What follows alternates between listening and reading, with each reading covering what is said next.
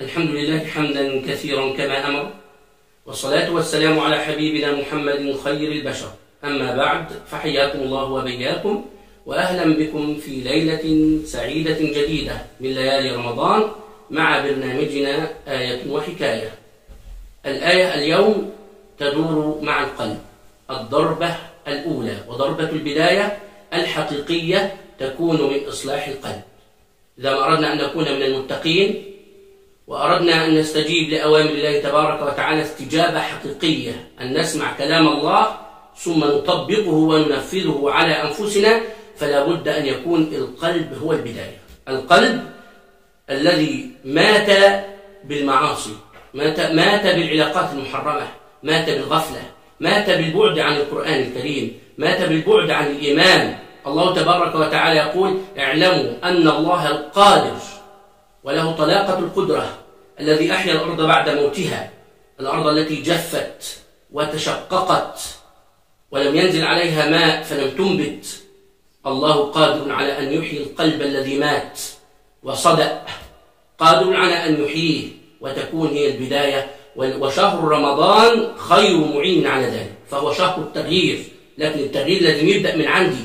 أنا لازم أخذ ضربة البداية، أقول أنا عايز أتصلح، أنا عايز أبقى كويس، نفسي أكون مستقيم، نفسي أصلي على طول، نفسي أبطل مخدرات، نفسي أبطل إباحيات، نفسي أبطل علاقات محرمة، حب وغير ذلك فيما لا يرضي الله تبارك وتعالى.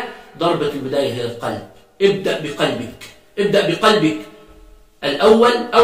أول خطوة عليك أن تزيل ما فيه، لأن إحنا لو عايزين نزرع أرض صح لازم الأول ننظفها من الحشائش الضارة والأمراض التي علقت فيها. فالبداية هي أنت الذي ستنظف قلبك. كيف أنظف قلبي؟ أولا، أول شيء، أنت طالما أنت نويت يبقى أنت فيك خير. طالما قلت أنا عايز أتغير يبقى أنت فيك خير. دي أول حاجة. تاني حاجة، تعرف أن البداية هي من القلب، لأن المضغة القلب له كما قال النبي صلى الله عليه وسلم: إذا صلحت صلح باقي الأعضاء وباقي الأعمال. فلا بد أن تبدأ من الآن، تبدأ بداية حقيقية مع الله تبارك وتعالى، تؤدي العبادات بخشوع وخضوع وتستحضر قلبك في كل لحظة وفي كل وقت، وأنت تدعو الله تبارك وتعالى أن يعينك وتقول: اللهم أعني يا رب، اللهم يا مقلب القلوب والأبصار ثبت قلبي على دينك، كما كان النبي صلى الله عليه وسلم يدعو. فالبداية الحقيقية أن تبدأ من قلبك، التغيير من القلب.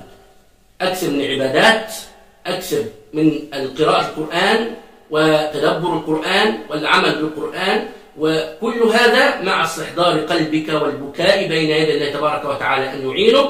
الله تبارك وتعالى الذي أحيا الأرض بعد موتها سيحيي قلبك بعد أن مات، سيحيي قلبك بعد أن مات. فاللهم أحيي قلوبا قد ماتت يا رب العالمين. اللهم يا مثبت القلوب والأبصار ثبت قلوبنا على دينك.